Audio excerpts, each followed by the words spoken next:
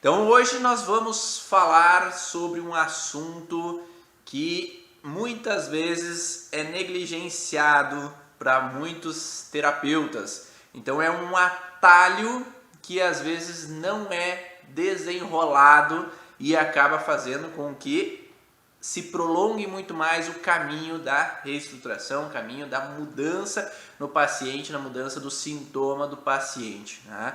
Então, quando nós vamos entender o contexto das recidivas, nós precisamos entender alguns detalhes específicos que são extremamente importantes para que nós possamos modificar o pensamento do paciente. Para quem não me conhece, vamos apresentar, né? Meu nome é Ivan Bonaldo, eu sou fisioterapeuta e trabalho com uma especialidade na origem emocional dos sintomas e tenho por objetivo auxiliar profissionais da área da saúde, ou terapeutas, a desvendarem o processo da origem dos seus sintomas e dos sintomas dos seus pacientes e, com isso, promover resultados eficientes no atendimento em até 3 sessões, tendo resultados mais rápidos, duradouros e eficientes no processo de cura dos seus pacientes. Nada melhor do que uma música nesse sentido, né?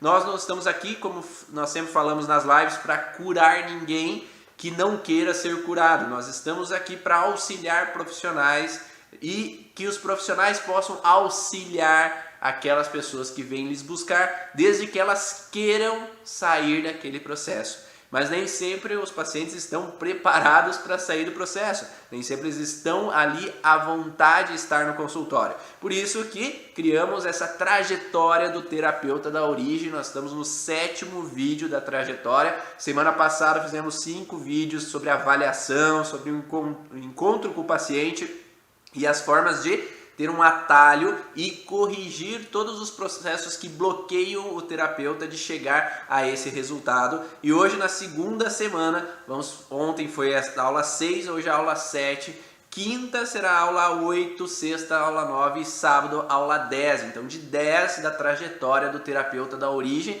e vamos falando mais sobre o contexto de ressignificar o trauma a partir dos próximos dias para que complete o processo. Porque às vezes a gente acredita que basta somente entender o processo da origem do sintoma para ressignificar e melhorar o paciente. E não basta isso. Às vezes não basta saber que bexiga tem a ver com isso, que intestino tem a ver com aquilo. É preciso ter todo um processo do passo a passo para chegar lá aonde nós queremos chegar, que é o resultado eficiente no tratamento do paciente. Quando nós não entendemos esse processo da recidiva, nós acabamos deixando a desejar no resultado do paciente pelo fato de que nós olhamos o superficial. E tem muitos aí que começam a falar, né, nós somos como cascas de cebola. Então o nosso paciente é uma casca de cebola, a gente descasca uma casca, vem outra casca, daí tem outra, até chegar no miolho. Então se a gente fica só na última casca ali, a gente não chega no miolo. E hoje nós vamos falar um pouquinho mais sobre chegar a esse miolo de identificação para esse processo, como se cada casca fosse uma recidiva do paciente, e para chegar no miolo nem sempre é tão fácil assim. É preciso ter um entendimento sobre algumas questões que nos ajudam então a poder auxiliar o paciente nesse processo. Esse atalho tem a ver com o fator de desvendar o X da questão. Qual é o principal início do processo?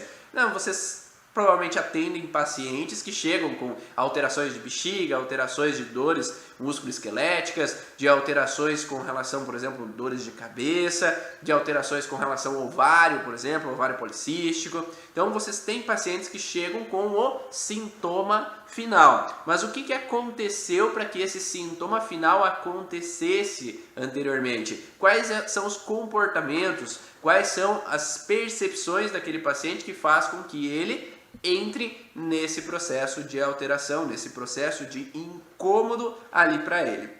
E aí nós podemos começar pensando que, não, é fácil assim, nós temos a identificação com a bexiga, tem a ver com uma relação de perda de território, né? Então nós temos uma sensação de que, por exemplo, biologicamente o animal vai demarcar o território urinando e isso vai demonstrar que ali é o espaço dele. Então é simples, é só perguntar ao paciente: o que possa ter acontecido, lembra das perguntas lá que se deve ser feito? Se é uma infecção urinária, nós temos uma fase pós-estresse. Então, o que você relaxou ali naquele momento que essa infecção urinária apareceu, né?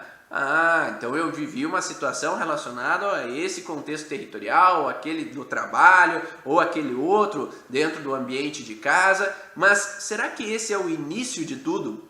Será que esse é o processo inicial? Então eu vejo muitos terapeutas falando, mas eu trabalhei com o paciente, mas daqui um tempo apareceu de novo o sintoma. Então ele recidivou o processo. Mas por que ele recidivou se eu já tratei a causa do processo dele, o sintoma dele?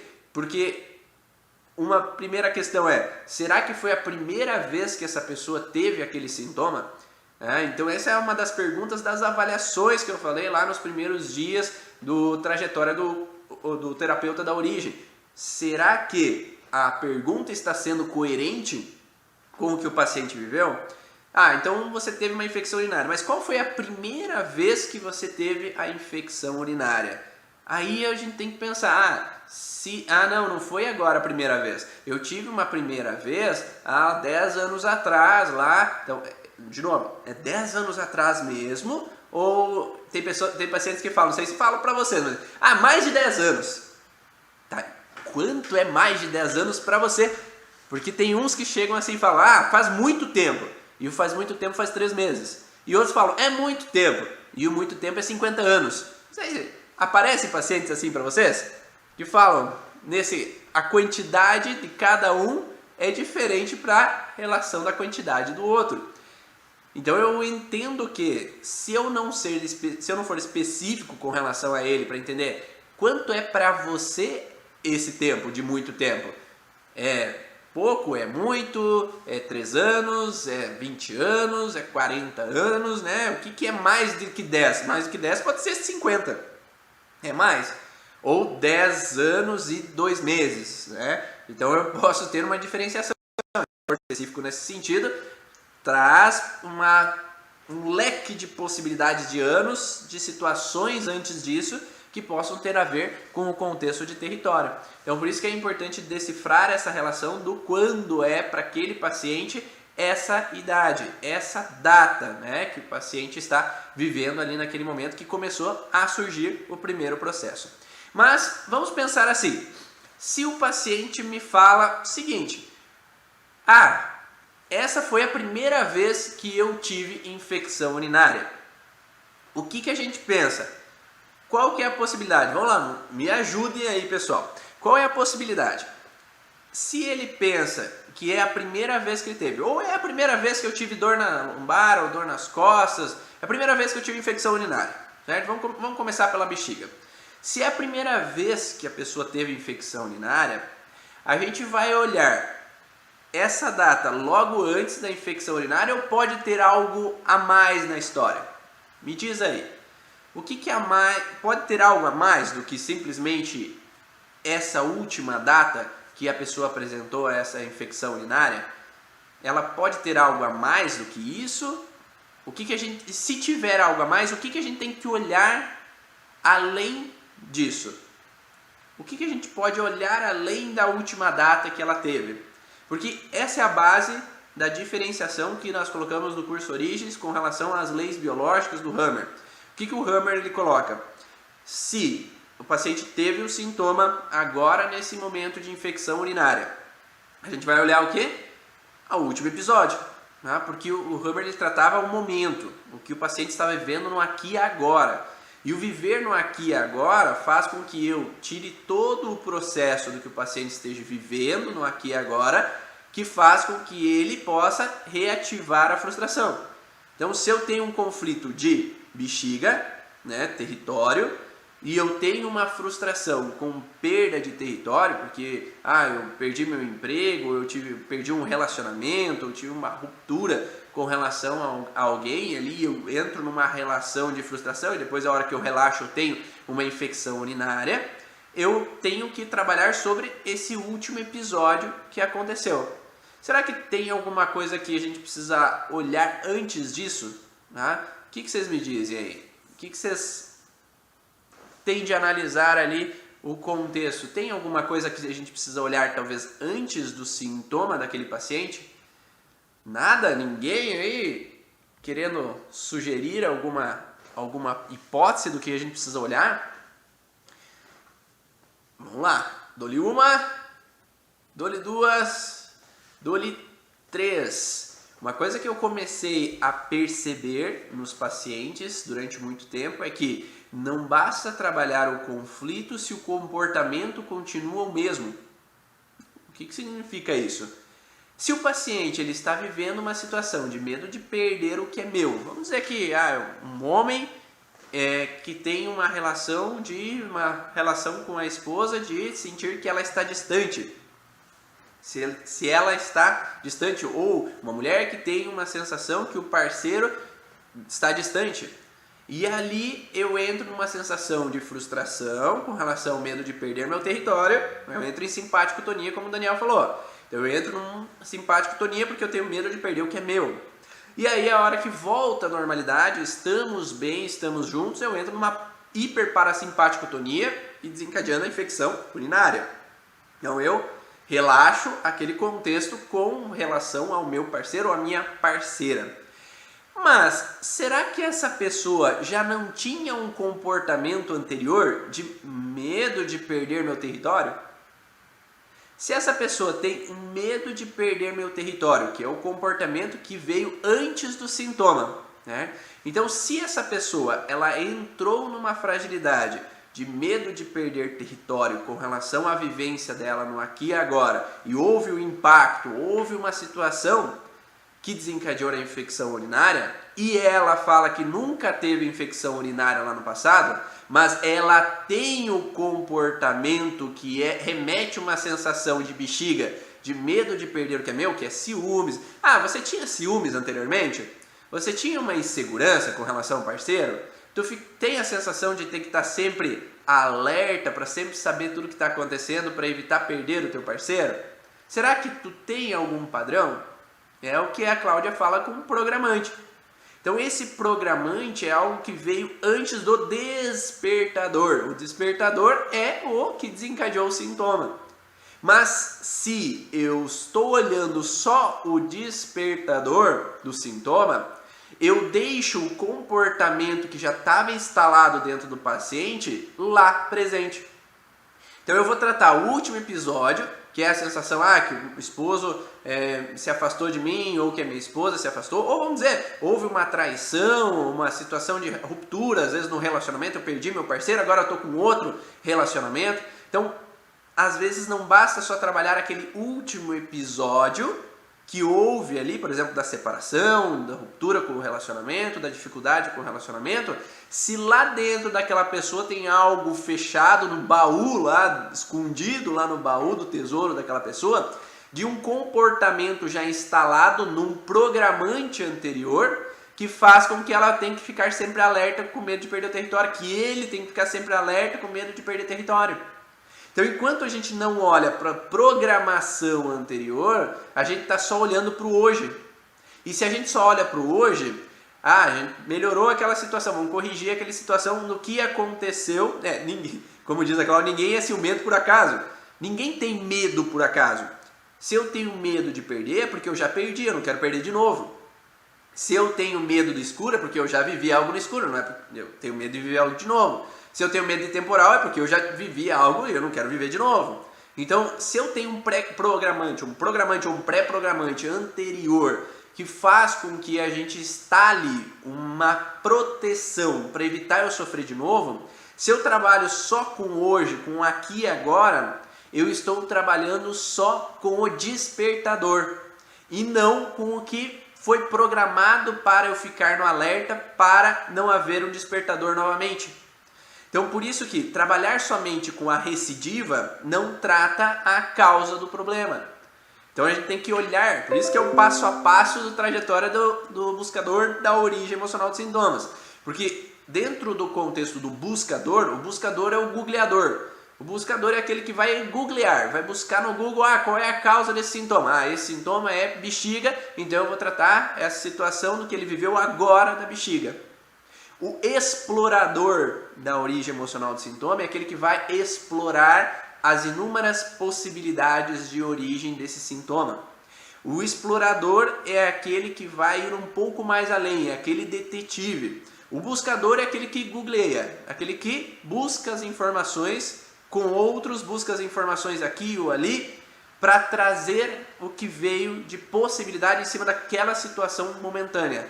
O explorador é aquele que explora todas as alternativas, todas as possibilidades. O explorador da origem emocional do sintoma é aquele que vai ver além do que o buscador olha. É aquele que vai desvendar o que está escondido. E aí faz com que ele olhe para esse sintoma atual, sim, porque ele sabe que é fase parasimpática, eu sei que o paciente viveu uma situação agora, mas eu não me dou por satisfeito somente com essa situação. Eu chego a pensar, será que não possa ter alguma coisa precedente a isso? Será que não tem alguma situação que já vem de comportamento dessa pessoa com relação a essa interpretação? Será que eu não tenho que trabalhar um pouco sobre as crenças desse paciente, que ele tem o medo de perder o que é dele? Será que ele não é um pouco controlador, que eles têm que estar sempre controlando a situação por medo de perder o território, de perder o que me pertence? Será que não tem alguma coisa já embutida num programante anterior na vida dele que faz com que ele tenha sempre um alerta com relação a esse tipo específico de situação? Será que ele não tenha um contexto anterior que faz com que ele sempre atraia esse tipo de situações na vida dele? Que é o que nós falamos, que é o efeito hipnótico do trauma, né? O efeito hipnótico é tudo que não é resolvido, eu tendo a atrair na minha vida para eu olhar para aquilo. Então, se aquele homem tem um processo de que eu sou cuidador, eu sou protetor, desde criança eu nasci para proteger minha mãe, porque minha mãe estava doente, passou mal na pequena infância e eu fiquei me sentindo responsável por ela. Eu sou um cuidador, eu nasci como cuidador. E enquanto eu tenho dentro de mim que eu tenho que cuidar dos outros, que a minha função é cuidar, que a minha função é exercer um cuidado aos outros. Eu, por último plano, eu cuido dos outros, mas se sobrar um tempo para mim, eu faço algo para mim. Mas primeiro eu cuido dos outros. Aí, enquanto ele não olha para esse programante, que ele é um cuidador, esse homem vai atrair que tipo de pessoas na vida dele? Vão ser amigos que precisam ser cuidados? Vão ser relacionamentos que precisam ser cuidados? Não é um relacionamento de troca, de comunhão, de união, de bem-estar um com o outro. É um relacionamento de sugador. Porque eu busco uma pessoa doente, eu busco uma pessoa que precisa ser cuidada. Então eu tenho um efeito hipnótico, então eu me sinto atraído por quem precisa de colo, por quem precisa ser cuidado, para quem que eu preciso acolher. E isso desgasta. Enquanto eu sou um cuidador a vida inteira, eu me sinto responsável em cuidar. Então, se eu pego alguém ou relaciono com alguém, eu tenho uma vivência com alguém de relacionamento conjugal, alguém que está 100%, que não precisa ser cuidado, que já está tratado, não tem graça, porque daí eu não sirvo para nada. E não, né? O objetivo é que cada uma pessoa esteja plena consigo mesmo, para que possa estar bem para procurar alguém que esteja pleno consigo mesmo. Mas se a gente está, eu falo, tem um artigo meu, se eu sou uma laranja pela metade, e eu vou buscar uma outra laranja pela metade. Se a minha parte está podre, porque eu não trabalhei as minhas questões, eu vou buscar uma outra parte da laranja podre. Então nós temos que ser uma laranja inteira para buscar uma outra laranja inteira. Não buscar a metade da laranja que me falta para me preencher, porque ninguém é responsável para preencher coisa nenhuma do outro. Então isso que é importante entender, que existe às vezes bloqueios programantes anteriores que fazem com que eu vá atrás de algo que eu preciso usar da minha função. Se eu lá na infância, voltando para a questão da bexiga, como falaram anteriormente, se eu tenho um programante da gestação que a minha mãe tinha uma sensação de sentir deixado de lado, de que o meu pai viajava, que o pai do paciente ali, ele traiu na gestação ou nos primeiros anos de vida daquela paciente, aquela paciente recebeu a informação de perda de território. Seja na gestação, seja um pouco antes da gestação, seja na pequena infância. Onde o pai me deixava, o pai se afastava, ou que a mãe percebeu enquanto eu estava dentro da barriga da mãe que o pai era ausente. E isso faz com que aquela pessoa, aquele homem ou aquela mulher, ela já traga um programante de perigo de perder meu território, de perigo de perder o que é meu. E enquanto eu mexo só na vida adulta dessa pessoa, eu não estou mexendo com a programação que foi instalada dentro dela. Porque a programação que foi instalada é um perigo de perder meu território.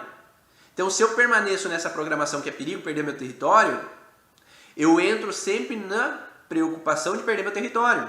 Então eu fico sempre numa insegurança, eu fico sempre numa sensação de baixa estima como homem ou como mulher, eu fico sempre numa sensação de que ciúmes, né? Porque tem outras mulheres ou tem outros homens olhando para ele ou para ela.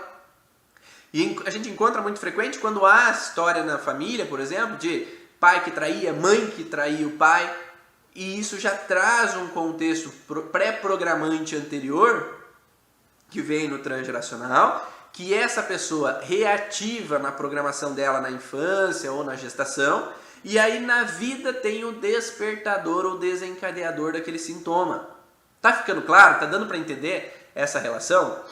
Então é importante entender que temos um despertador do sintoma que nem sempre é a causa inicial do problema. E por isso que não tem como chegar à resolução completa para que o paciente às vezes evite de trazer novas recidivas na vida dela, se ela continua no medo de perder o que é meu.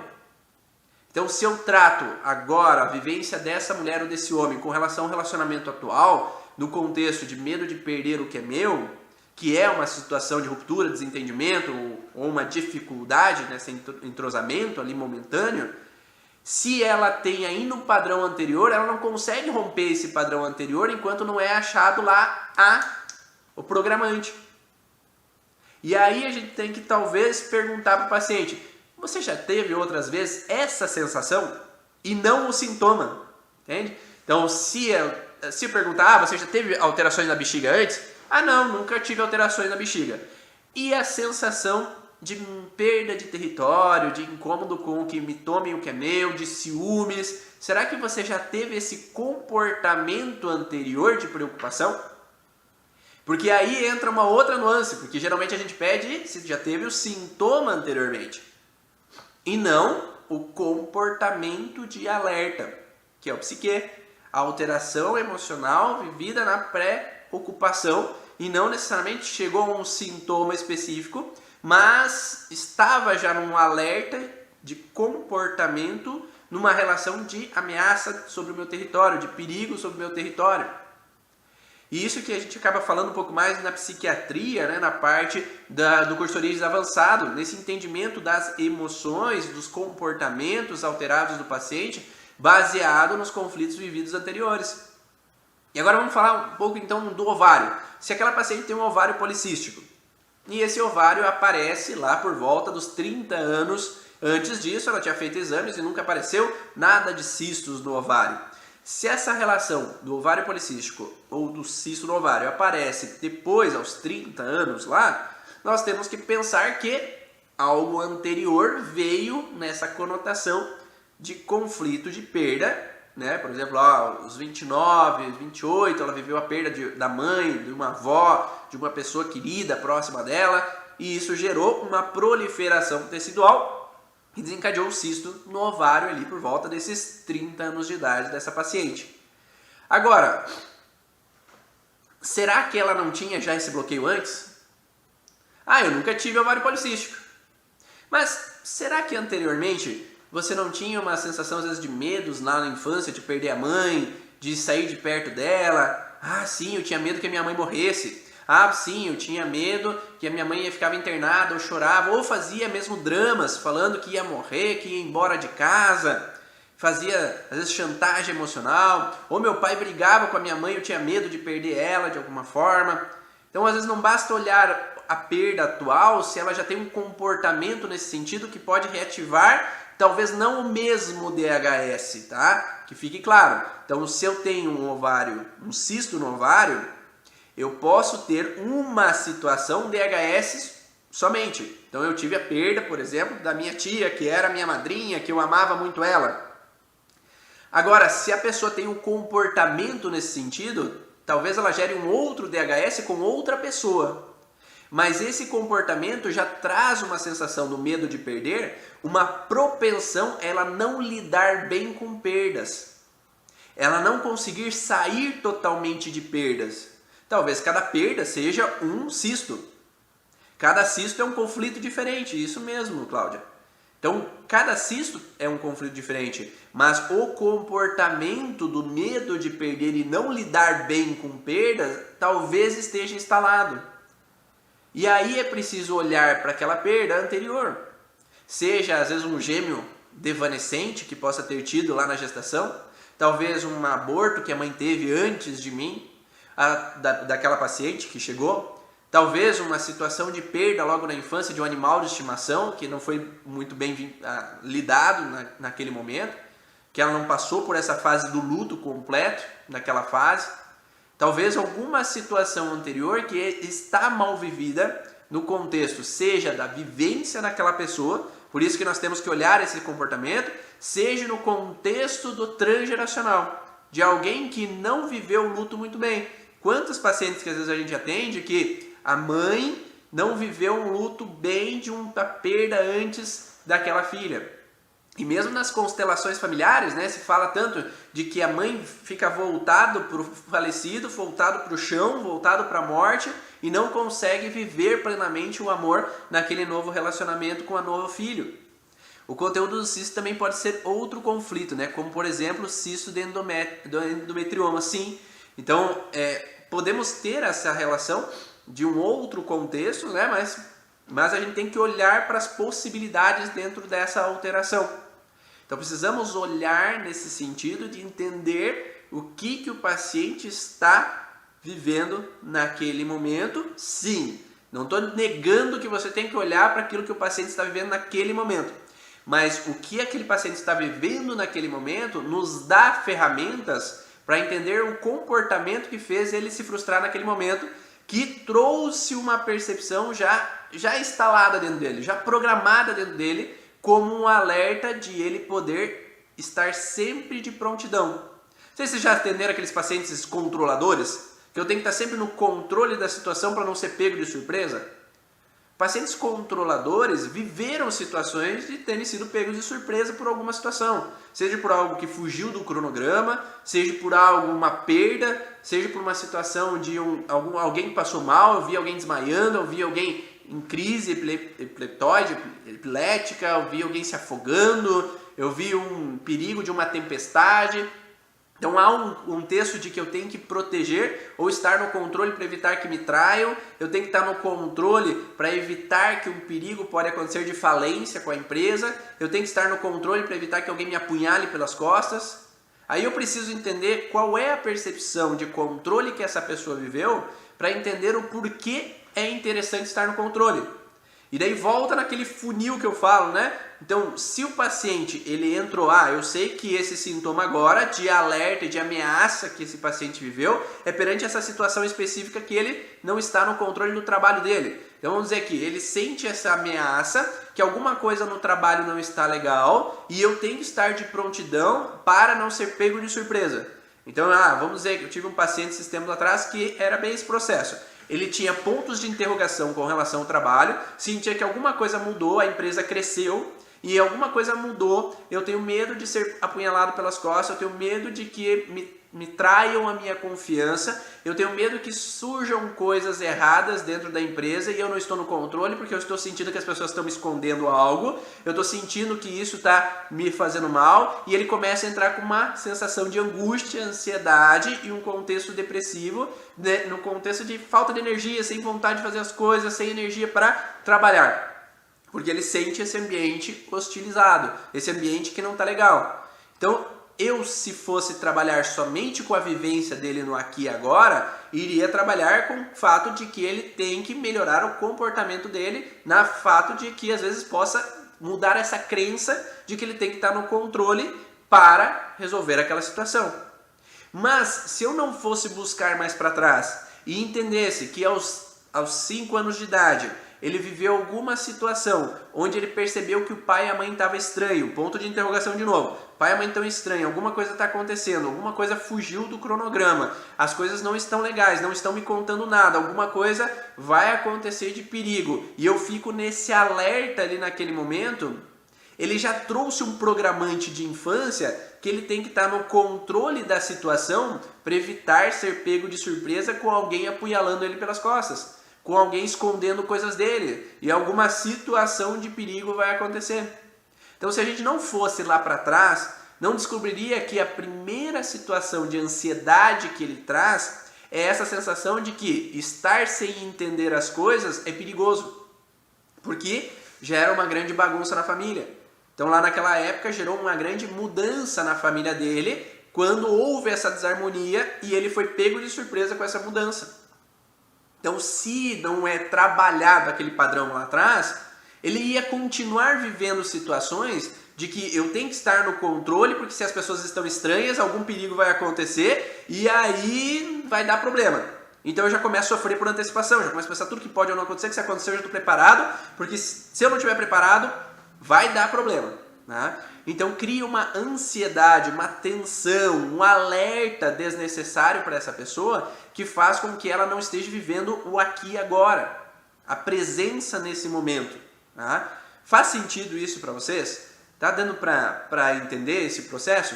Então, às vezes não basta olhar para o hoje se a gente não pergunta para o paciente. Pode ser que ele não tinha esses comportamentos anteriores? Pode ser. Pode ser que seja só do agora, mas para evitar essas recidivas, podemos ter que olhar se tem algo anterior. Todos os sintomas, então, têm um programante? A grande maioria tem programante.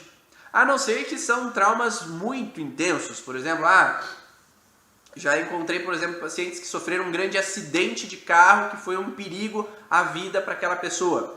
Uma sensação de um parto que desencadeou um medo de morte.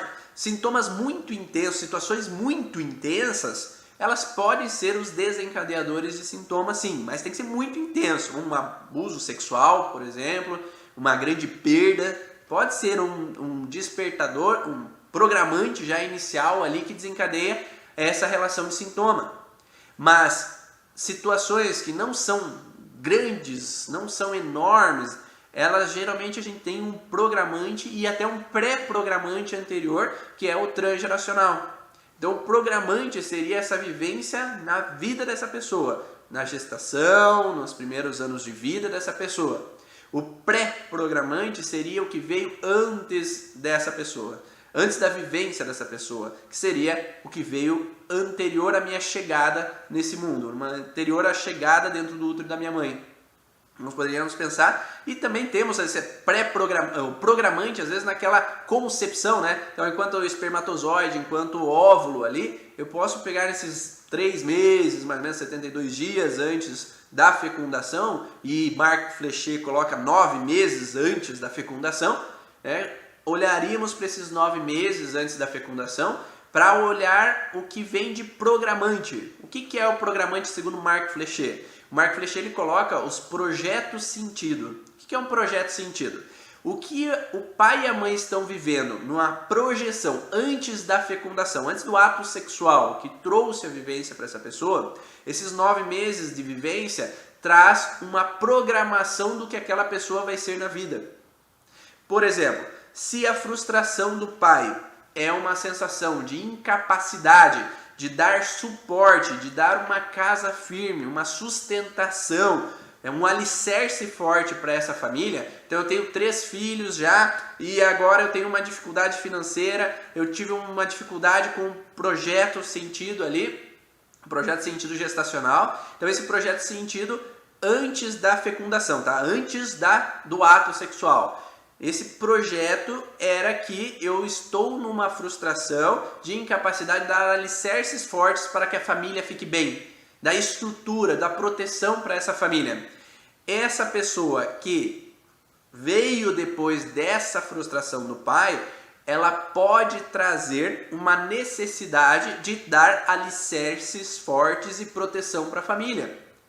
E qual que é a profissão que essa pessoa poderia buscar para dar alicerces fortes e proteção para essa família? Me diz aí. Quem que deduz enquanto eu tomo uma água aqui? O que poderia ser? Então, se o pai antes da gestação está nessa insegurança financeira de dar alicerces fortes e proteção para a família, o que essa pessoa poderia querer vir a trabalhar? Me diz aí. O engenheiro civil, muito bem. Então, se eu tenho que dar alicerces fortes, eu vou trabalhar, às vezes, vou ter uma tendência a querer trabalhar com engenharia para construir alicerces fortes. E quando eu vou perguntar para as pacientes ou para os pacientes, eles falam: ai, por isso que eu tinha que colocar mais viga na estrutura das casas. Por isso que eu ficava preocupado de não ter o suficiente alicerce ali para a casa cair. Então faz todo sentido para eles quando eles entendem que o projeto sentido da vida deles estava baseado numa frustração em que os pais viviam. Se a pessoa está vivendo um contexto com relação ao financeiro, vamos pensar o financeiro. O que poderia estar relacionado ao financeiro? Se a pessoa, o pai ou a mãe estão vivendo uma preocupação de perigo de faltar dinheiro, o que essa pessoa poderia ter uma tendência a trabalhar? O que essa pessoa tem um padrão assim de querer buscar profissionalmente se ela tinha lá no projeto sentido, antes da gestação ou mesmo durante a gestação, uma insegurança dos pais com relação ao financeiro? O que eu tenho que trabalhar para me sentir seguro com relação a essas estruturas? Então, se eu estou em volta das finanças, eu estou mexendo com a economia, ou estou contabilizando tudo, porque depende da percepção, né? Porque às vezes a percepção pode ser: eu não contabilizei certo e teve perigo de faltar, então eu tenho que trabalhar como contador. Se eu tive uma sensação de faltar dinheiro, eu tenho que trabalhar em meio ao dinheiro, trabalhar no banco. Por mais que não vai trazer o dinheiro para mim, né? Eu estou mexendo com o dinheiro, mas não é meu, né? É o dinheiro dos outros. Então eu posso trabalhar com relação às finanças para não passar por um perigo de faltar. Então eu tenho que administrar direito, como a Lívia falou. Às vezes porque eu me frustrei, o pai se frustrou por não administrar direito, não contabilizou direito. Eu não fiz a contabilidade com o meu esposo e agora a gente passou por um risco de faltar. Então esse padrão anterior, ou vamos dizer, se eu tive uma sensação como homem de que minha esposa, quando engravidou anteriormente, ela perdeu e eu me sentir incapaz de dar segurança a ela. Ou houve um perigo na hora do parto, ou um perigo na hora de nascer a criança e a criança veio a falecer. Então, às vezes, aquela próxima criança, ela vai ter uma intenção de dar segurança. Então eu vou ser, por exemplo, trabalhar com segurança, eu vou trabalhar como um contexto de médico ginecologista. Então eu vou buscar a tendência baseado no contexto anterior do que aconteceu, ali na pré-programante ou no programante anterior, para que eu vá jogar um comportamento na minha vida de busca sobre essas informações. E para quem é terapeuta, entra numa situação de incapacidade de proteger, de cuidar. Então aquela mãe ou aquele pai estava numa incapacidade de dar suporte a alguém, estava numa incapacidade de auxiliar alguém que estava vivendo alguma situação. E se eu não entendo isso, aquela pessoa vai virar um protetor nato, um detetive nato, que eu tenho que saber de tudo, eu tenho que saber todo o contexto, eu tenho que estar focado, alerta, pegar na expressão corporal das outras pessoas antes que o perigo aconteça de elas sofrerem, para eu poder ajudar antes que o perigo aconteça. Então eu tenho que antecipar o perigo. Então isso traz um contexto de protetor, um terapeuta cuidador. Só que esse terapeuta cuidador, se ele não se trabalha e não analisa isso, ele faz com que a vida inteira ele se sente responsável em cuidar de todo mundo. E aí quando um paciente chega e eu não consegui auxiliá-lo, eu não consegui ajudá-lo, aí eu entro numa sensação de culpa. Porque a base do meu processo é uma sensação de me sentir culpado de não dar conta de proteger. E a gente, como eu sempre falo, a gente faz 50% e o paciente faz 50%, mas o terapeuta que não se trabalha, ele acha que tem que fazer o 100% para cuidar dos outros, porque se eu não fizer meu 100% além do que eu posso dar, eu me sinto culpado por deixar os outros na mão. E esse é o importante de entender nesse sentido, né? É o que está acontecendo nesse processo. E às vezes as pessoas têm uma profissão, mas é o hobby que é o projeto de sentido, sim. Porque às vezes, durante a vida, a gente tem aquele processo do que eu posso viver o que as outras pessoas me mandam fazer, né? Porque eu tenho que fazer isso para dar sustento, mas o que eu amo mesmo fazer é outra coisa. Eu tenho que viver esse padrão, mas o que eu gostaria de fazer é aquele outro. Então eu posso trazer uma outra alteração e o hobby seria talvez o projeto. Ou o projeto do meu irmão gêmeo, né? E se a mãe antes da engravidar estava sentindo uma desvalorização, a desvalorização com relação ao parceiro, eu entro numa relação de que eu tenho uma sensação de inferioridade, eu não me sinto bom bastante, eu me sinto menos bonita, porque as outras são mais bonitas do que eu, ou uma sensação de me sentir deixada de lado, segundo plano. E isso vai trazer o efeito hipnótico para essa criança, seja homem ou mulher, de sempre querer me sentir prioridade na vida dos outros, querer ter a atenção, me sentir valorizado. E aí a gente pode entrar na constelação esquizofrênica cerebral de uma megalomania, de querer sempre ser o perfeito, querer sempre ser o melhor, de querer sempre ser hiper performático para que todo mundo me ame, que todo mundo goste de mim. Ou, ao contrário, já acreditar que eu não sou bom bastante, acreditar que eu não sou capaz, acreditar que eu não sou bonito o suficiente, acreditar que eu não sou gostosa ou gostoso o suficiente. E aí eu entro num padrão de alteração com relação à vivência anterior de desvalorização, né? Então é preciso entender aquilo que aconteceu, porque senão eu sempre vou atrair parceiro ou parceiras que não me valorizam. E daí eu entro na frustração de sintoma, que pode dar um contexto de dor musculoesquelética, que pode dar uma osteoporose quando mais intensa, né? Por isso que as mulheres, quando entram na menopausa, têm mais tendência a ter a descalcificação, a osteoporose, e não é em qualquer lugar. A descalcificação é no lugar relacionado ao conflito. Então, se eu tenho uma descalcificação na região lombosacra, ali na região pélvica, nós podemos pensar que pode ser uma autodesvalorização com relação à sexualidade.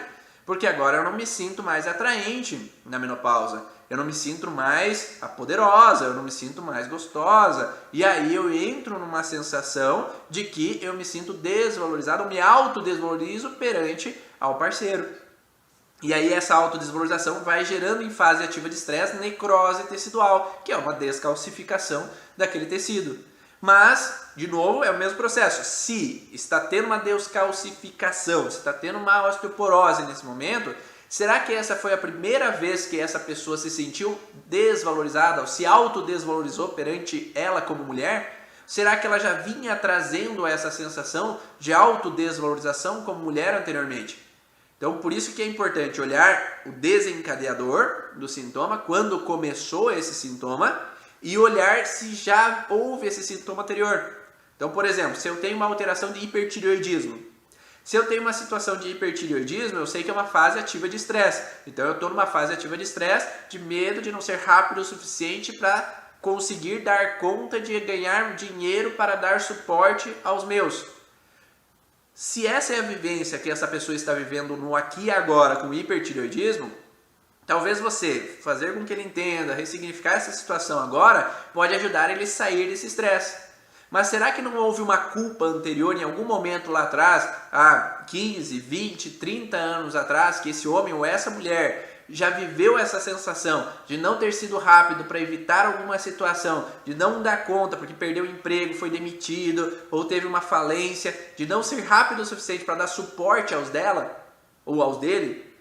Será que não teve um processo já anterior que já está lá escondidinho, está lá debaixo do tapete, que talvez não teve grandes sintomas ou a pessoa nem lembra dos sintomas que ela teve lá naquela época e ela só está aqui para tratar o hoje?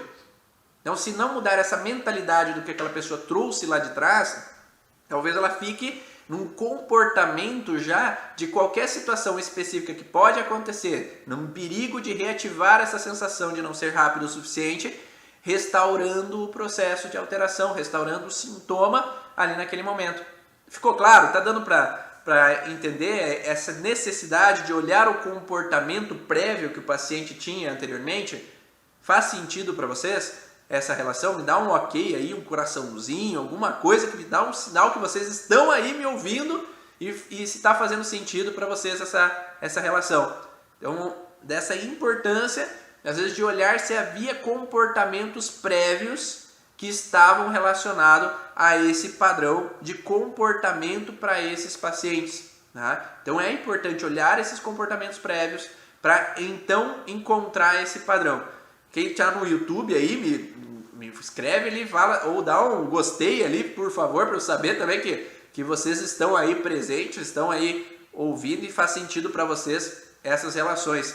Porque quanto mais eu tenho coraçõezinhos, quanto mais eu tenho o contexto de gosteis ali na plataforma, ou quanto mais vocês colocam o aviãozinho aqui no Instagram, ou quando você coloca a flechinha ali do compartilhar no YouTube para outras pessoas, mais é distribuído isso. Então vamos fazer uma troca aqui. Tá?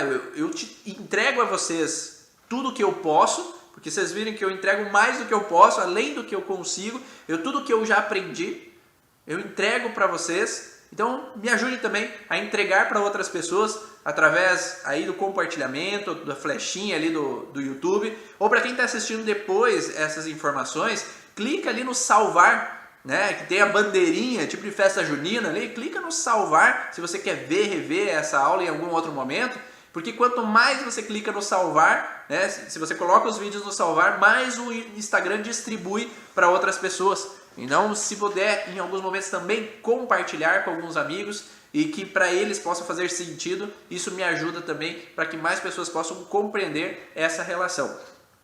E um último contexto que é interessante também é o contexto da azia. A azia também pode aparecer em um determinado momento para aquele paciente que ele está vivendo uma situação intensa de que ele tem que aceitar goela abaixo alguma situação. Aceitar goela abaixo uma raiva, uma injustiça, uma frustração que ele está vivendo em um determinado momento. E esse aceitar contra a vontade em fase de estresse gera queimação, gera azia para aquele paciente. E nesse contexto de fase ativa de estresse, você sim tem que entender aquilo que o paciente está vivendo no aqui e agora. Mas também tem que entender se ele já não tem esse comportamento anterior de dificuldade de aceitar as coisas que são colocadas contra a vontade ou pegas de surpresa ou que ele tem que se submeter. Será que ele tem um comportamento de entrar para o ouvido e sair pelo outro, não dá tanta importância pelas coisas que acontecem? Será que ele já não tem um padrão anterior de dificuldade em ter que se submeter a coisas que fujam do cronograma? Será que esse paciente já não tem um comportamento anterior de dificuldades com relação a aceitações na vida? Será que a gestação foi totalmente bem aceita pelos pais? Será que algumas coisas na vida dessa pessoa, tinha um pai mais impositor, tinha uma mãe confrontante, tinha brigas que aconteciam que ele tinha que se submeter, ou ele apanhava que ele tinha que se submeter a algumas situações? Então é importante analisar um comportamento prévio desse paciente e não simplesmente o que ele está vivendo no aqui e agora. Porque um paciente que tem um contexto de azia é um paciente que já vem de conotações de dificuldade em deixar para lá coisas. Então eu tenho que me submeter, mas eu não aceito ter que me submeter a algumas situações. E se ele não aceita ter que se submeter, porque em algum momento ele já teve que se submeter e não foi legal. Foi doloroso, foi frustrante, foi incômodo para ele em algum momento. Então é preciso ter o entendimento que há um comportamento prévio que faz com que gere um sintoma para aquele paciente. Pode ser que ele só está vivendo agora uma situação? Sim, tem crianças que nascem e elas começam a ter azia quando bebê. Não tem? Não tem aquela criança que se joga para trás, que tem refluxo quando é pequena? Tem esse contexto. Então ela pode ter uma situação no aqui e agora de vivência que precisa ser restabelecido com relação ao pai e à mãe. Mas nada impede dessa criança trazer um comportamento prévio dos antepassados. Da gestação. Por exemplo, uma mãe que é pega de surpresa com relação ao fato de estar grávida. E aí ela tem que aceitar contra a vontade, essa musculatura esofágica provoca contração, vem o vômito ou vem o refluxo. Tem paciente que tinha esse comportamento desde a infância e atualmente tem muita azia. Sim, porque eu falo que o grau ele vai subindo, né? Então nós temos uma situação, vai subindo a situação, eu não vou aceitando, chega uma hora que eu já não aguento mais engolir sapo. Então é como se fosse um barrilzinho, eu já vou enchendo, chega uma hora que começa a transbordar. Eu cada vez menos acredito que assim, é raro acontecer de o paciente viver uma situação específica e desencadear o sintoma. Eu já acho que ele tem que ter algumas situações prévias, que é essas casquinhas da cebola. A gente tem que ir descascando essa cebola para ver o comportamento que está inicialmente na base do processo. E nem sempre o primeiro conflito, e é o que é muito frequente, nem sempre o primeiro conflito desencadeia sintomas. Por isso que quando nós falamos em hereditariedade, nem sempre a primeira pessoa que viveu o conflito tem sintomas. Então esse conflito deve ter vindo do teu avô. Mas ele não tinha azia. Esse diabetes deve ter vindo do teu pai, mas meu pai não tinha diabetes. Mas o comportamento vinculado àquela emoção, aquele sintoma, veio dessa pessoa, porque o conflito veio baseado nessa primeira pessoa que viveu a situação de estresse. Então, se o meu pai teve que se submeter, botar goela abaixo algumas situações na vida dele que ele nunca aceitou, talvez ele não tivesse grandes sintomas. Mas o descendente que pegou essa informação específica de dificuldade de se submeter, ele vai trazer um padrão nesse sentido, tá? Para que eu deixe evitar, eu vou contra, para eu não viver o mesmo que o meu pai. Então eu trago aquela percepção. Nesses últimos dias também eu atendi um menino que era canhoto. E por que ele teve que nascer canhoto? Porque ele veio de uma família onde o bisavô era agressivo e abandonou a família. O avô era agressivo e abandonou a família. O pai era irritadiço e abandonou a família. E essa repetição fez com que ele tivesse que nascer canhoto. Por quê? Porque os canhotos são mais família, são mais proteção, são mais cuidadores. Porque se eu nasço canhoto, eu tenho uma tendência, canhoto não de escrever, tá? Quem quer saber um pouco mais, vai lá no YouTube, tem teste do aplauso ou lateralidade cerebral e você vai entender um pouquinho o que é ser destro ou canhoto perante a origem emocional dos sintomas. Então esse canhoto, ele tinha uma propensão a ser mais família, mais protetor. Então ele não é igual aos ancestrais, porque ser um homem agressivo e ausente na família causa problemas. Então a mãe natureza, como disseram ali, é sábia. Vai nascer um homem com uma característica mais de protetor, mais família, para evitar ser um homem ausente, para evitar deixar os filhos na mão. Porque a prioridade é o clã, a prioridade é a manutenção da espécie. Se é um homem ausente, se é um homem agressivo, faz um perigo à espécie permanecer. Então surge a necessidade de nascer um homem que não seja agressivo e um homem presente, que goste mais de ficar em casa, que não seja muito de sair, que seja mais família.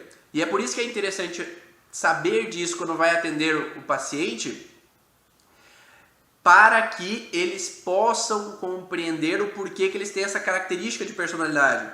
Por que esse canhoto tem essa característica de personalidade, de ser mais família? Por que essa canhota tem essa personalidade de ter esse padrão? E aí os pais que exigem demais dessa pessoa fazem com que ela não consiga ser quem os pais queiram que ela seja, porque a personalidade dela não é essa. Não é esse o vínculo dela, não é essa sensação. A Paula falou, foi isso que eu fiz, tirar as cascas da cebola que eu encontrei a causa do problema. Por isso que dizem também que as forças são reparadoras do sintoma. É interessante porque nada é por acaso, às vezes as coisas são trazidas nesse contexto de história para evitar o reviver desse padrão. Podemos honrar para evitar ou repetir, né?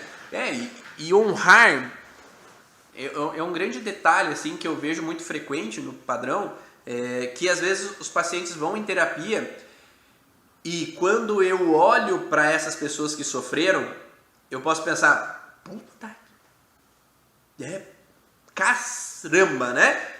Por que aquela pessoa agiu dessa forma que agora eu tenho esse sintoma? Por que minha mãe, o meu pai, ou minha avó, o meu avô agiu daquela forma?